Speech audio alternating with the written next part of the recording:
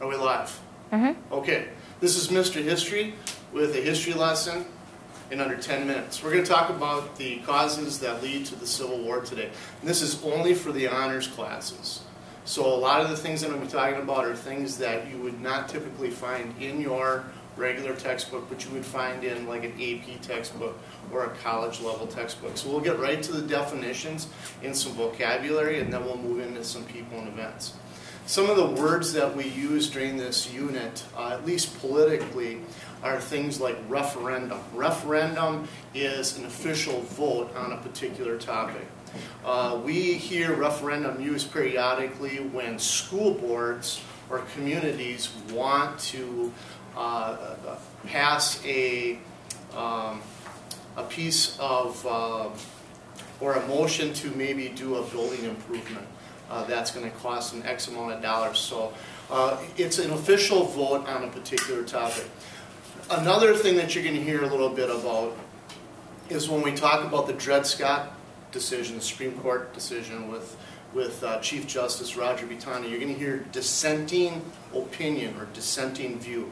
Dissenting opinion and dissenting view is the same thing. It deals with people that are officially disagreeing with the majority opinion. So in the Supreme Court case like Dred Scott decision, you're going to have people within the Supreme Court, one or more of the 9 Chief Justices, going to disagree with the majority opinion in that particular case. We're also going to have, we're going to use the word insurrection. Insurrection obviously means when you are acting out against the government or whoever is in control. When you are, when there is insurrection, there is rebellion, there is acting out. In this case, it'll be against the government. And a resolution is a formal document or agreement that is written out, signed, and put into action. So those are some of the honors vocabulary. So let's talk about honors, people, honors, events.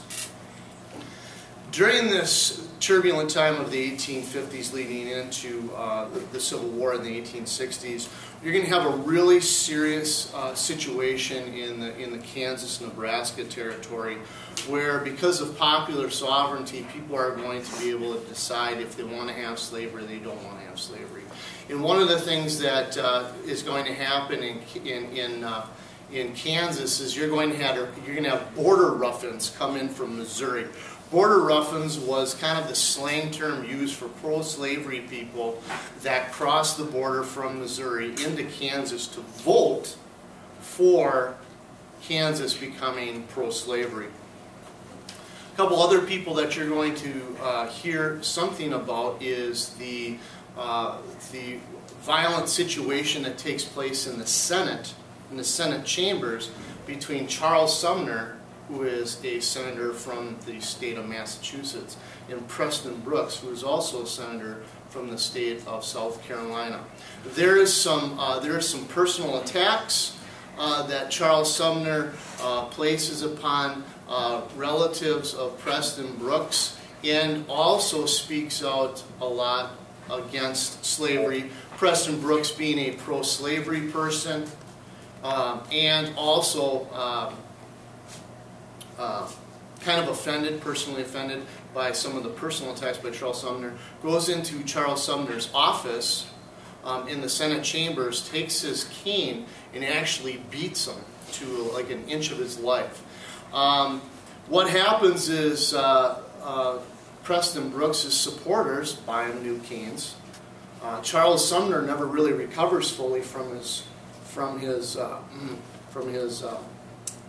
wounds, so to speak, and people start carrying guns and knives in the Senate chambers.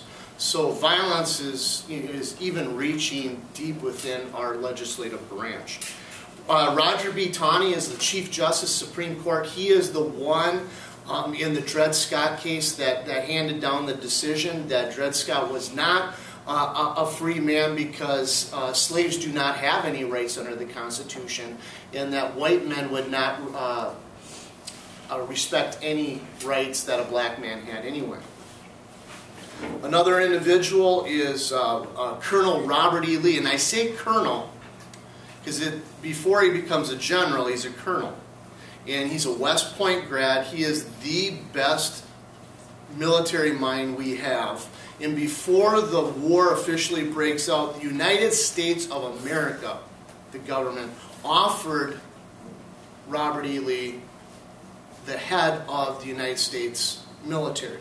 And obviously, him being a Virginia man and him not wanting to take sides between the United States and his home state of Virginia, he declines the commission to be commander of the Union Army, and we know in history that he'll eventually become the general and commander of the Confederate Army. John Breckinridge. John Breckinridge is the vice president from the state of Kentucky, and he is going to be running for the presidential nomination during the election of 1860. John Bell Hood. John Bell Hood is another individual you hear about. He was a West Point guy himself, and he becomes very, very important military figure in leading different Confederate campaigns, and he seemed to kind of be in all the major battles, at least in the southern part of the United States, for the Confederacy. Some of the other items here that we will talk about. The Wilmot Proviso. Wilmot Proviso was a political document that was kind of pushed through dealing in the whole Kansas-Nebraska territory. And basically, Wilmot Proviso said that there would be no slavery in any of the land that was secured through the Mexican Cession. And it was a very heated, debated item. It was eventually defeated, but it was a source of controversy because the guy that actually thought up the Wilmot Proviso was not a pro-slavery and anti-slavery guy, actually. And I think the high-level thinking of the Wilmot Proviso is that even in this debate between pro-slavery and anti-slavery in the United States, is that it transcends a lot of other aspects of society. Joshua Glover was a runaway slave who actually spent some time in the state of Wisconsin, but eventually is taken back because of the fugitive slave law. He's taken back by the slave catchers under the Fugitive Slave Act. Sherman Booth was an anti-slavery advocate from the state of Wisconsin. Helped deal with or create the anti-slavery society in the state of Wisconsin. The Know Nothing Party. The Know Nothing Party was a political party that had a very, very short lifespan. It actually kind of disintegrated before the Civil War. But they were really based on this nativism idea that the United States and the political party should be about native-born Americans. The election of 1856, we'll briefly cover that, at least in the AAP level. What you saw there in that political election is you saw 3 political parties bidding for the presidential election. The Sack of Lawrence. The Sack of Lawrence is a historical event that takes place in Kansas during the whole Bleeding Kansas thing. This is actually where they get the term Bleeding Kansas from. It's where pro-slavery people attack the anti-slavery group that was established in Lawrence. And then as a retaliation to the Sack of Lawrence, we have the Potawatomi Massacre.